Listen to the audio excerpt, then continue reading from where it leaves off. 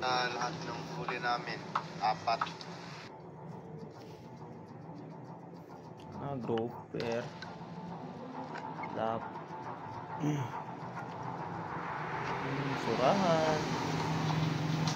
Lalaki. Sana all.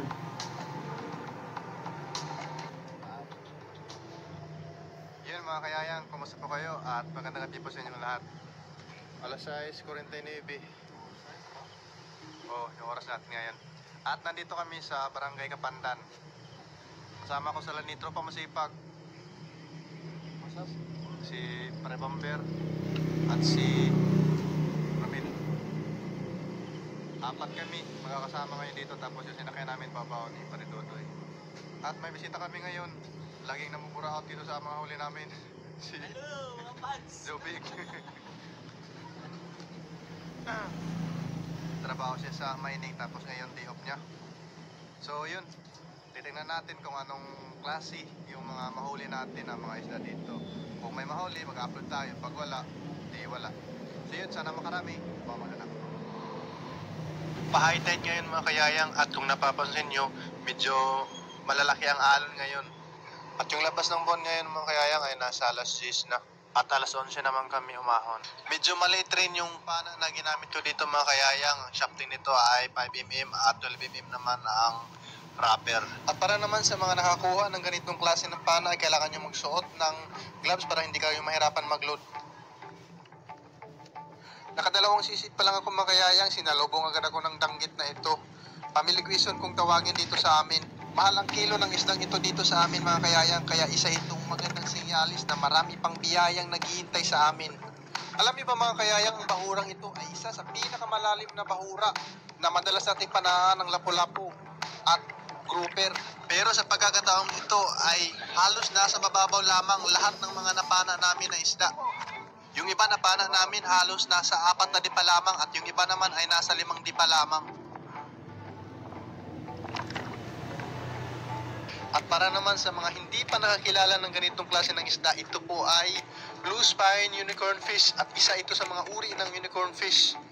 Surahan kung tawagin, at gangis naman ito kung tawagin dito sa amin probinsya.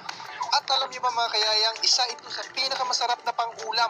Masarap ito pang ihaw, kilaw, at kahit pang tinola mga kayayang, masarap ito.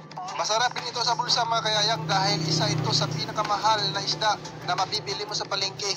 Umaabot ang presyo nito mula 450 pesos hanggang 550 pesos per kilo. Kaya ang makapala ng ganito karami na surahan mga kayayang ay jackpot talaga para sa amin, lalong-lalo na sa mga espero katulad namin. At para naman sa mga nagbabalag na tularan kami, lalong-lalo na sa mga bata pa dyan na ina-idol kami. Kung ako sa inyo, mag-aral na lang kayo mabuti dahil napakahirap talaga ang ganitong klase ng trabaho, malamig at marami pang pating. Kaya tapusin ninyo ang pag-aaral ninyo para aircon ang magpapalamig sa katawan ninyo. At ballpen ang hahawakan ninyo, hindi shafting. Polo at maong naman ang susuotin ninyo, hindi diving suit. Nakasapatos pa kayo, hindi tulad sa amin, nakayapak.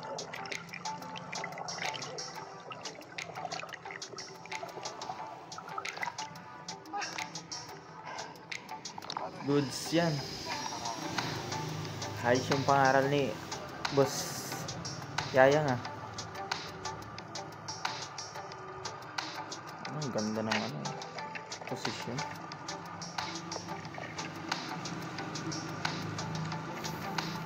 Titiba yung mga nila. Bala sa pana. Mga surahan dyan ah. Ko. Bumabaha ng surahan. Sana all.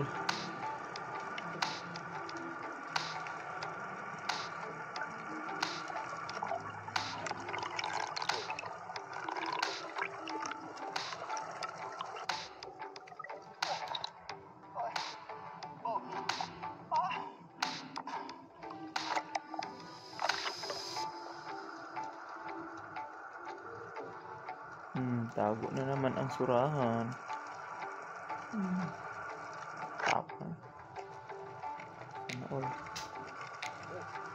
Isang kilo yun. Higit. 1 kilo ba? Nasa labas na oh. Dali ka. Walang kawala ah. Dali yung bungo eh.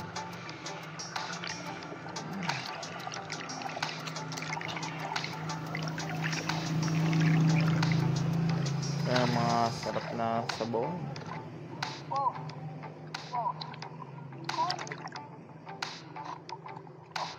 Okay.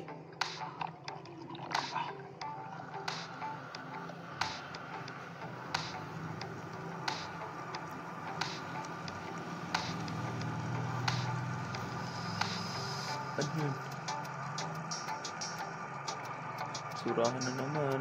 Ang dalawa.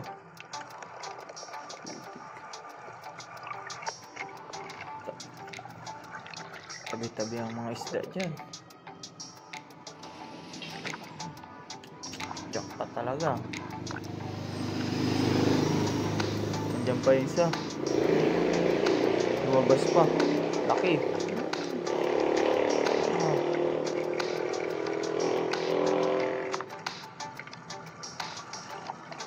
Dala. Masurahan, jackpot.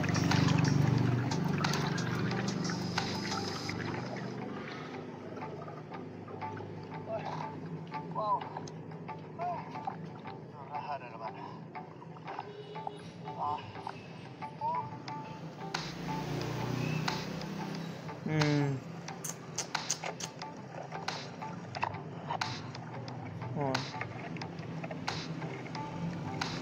Okay. Ang lalaki ng isda dyan, oh.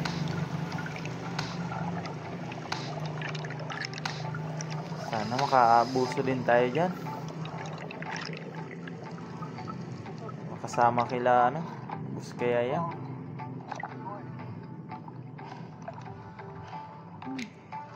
Isa lang, solve ka na.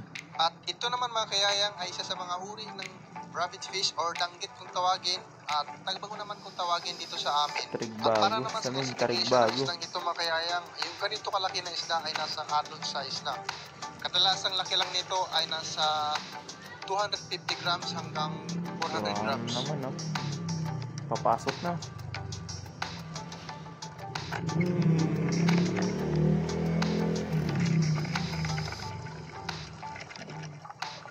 Laki. Kasurahan yun. Ang haba ng surahan.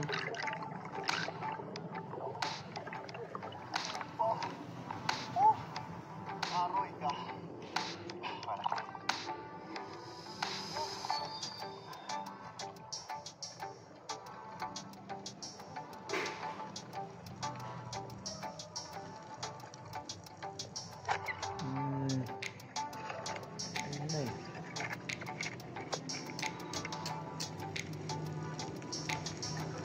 Talaga.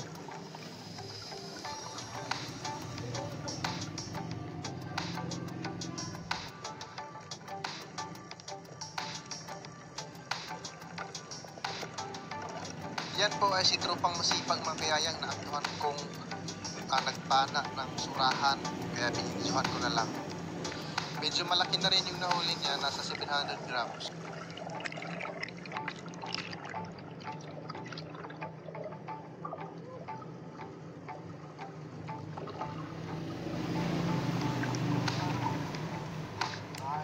Surahan. Budak.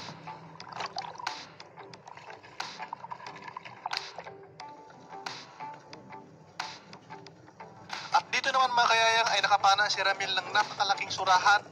At tumagos ito sa kabilang butas, kaya pinagtulungan na namin para mas mabilis na ma-recover.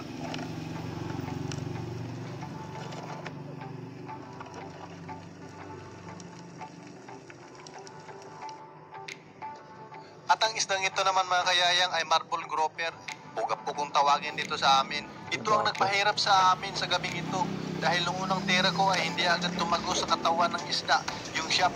At kahit yung sa pangalawang tira ko, hindi rin tumagos. Sayang naman, nasa 2 kilo mahigit na, kaya pinagtulong-tulungan na namin. Isa pa meron.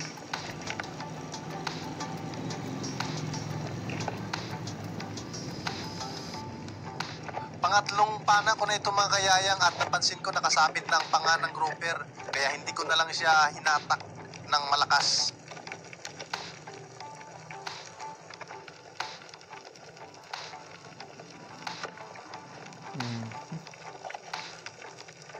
Dalawa. Kuha na yan. Ano dapat? Dalawang kuha na.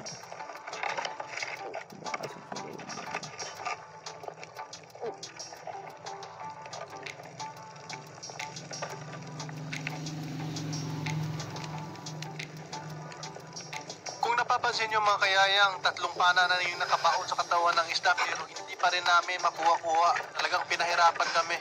Umabot ng kalahating oras bago namin makuha yung isda.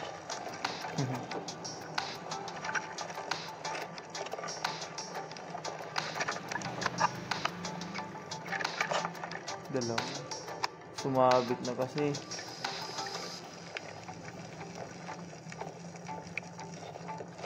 Bunutin mo na. At sa puntong ito mga kayayang ay sinubukan kong abutin ng aking kamay yung panga ng isda para mayaalis siya sa pagkakakapit doon sa bato. At makalipas ang 5 minuto ay tagumpay naming nailabas sa butas yung isda.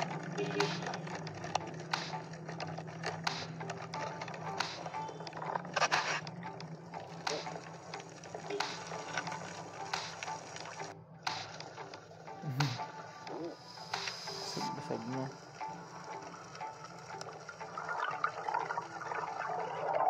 Butas na.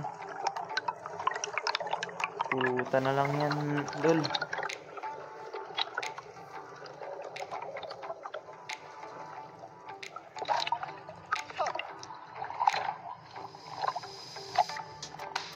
Kaya ka ba daon pa ini? Ha? Kaya ka ba daon? Ha? Lalo ka lahat ini.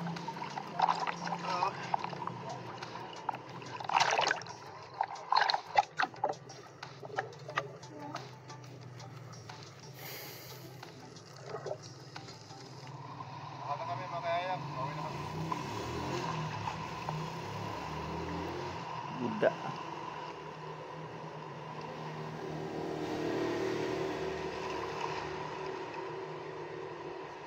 Halos mga surahan yung huli natin ngayon. At pinahirapan tayo ng super. Patas yung kanyang. At sa puntong ito mga kayayang ay nagtaka na talaga ako dahil bakit mataas pa ang tubig samantala mataas na ang paglitaw ng buwan. Yung pala nalaman ko sa mga kasama ko na lumindol daw ng malakas at napansin daw nila habang sila ay nasa baba.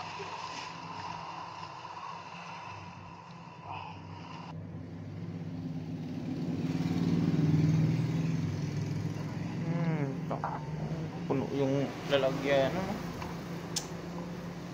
Wasak. Wasak na yung kanyang katawan. Tama ba yaw? Tama. Daming isda. 5. Surahan. Diyan pa sa lalagyan niya. Ano talaga yan?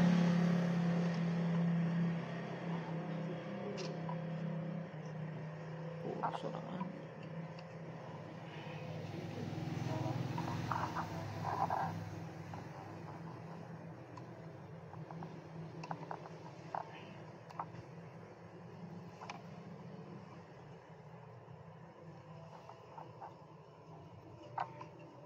Jackpot lagi si Idol.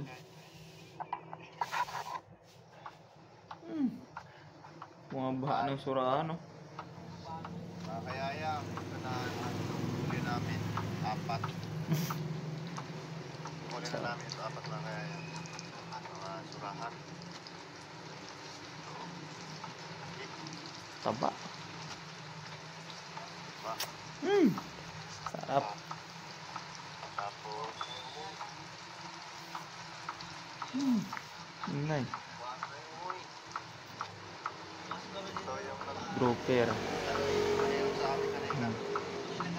Oo. Namang sama doon. Tama. Mas matas. Halos ano na eh. Maputol na eh.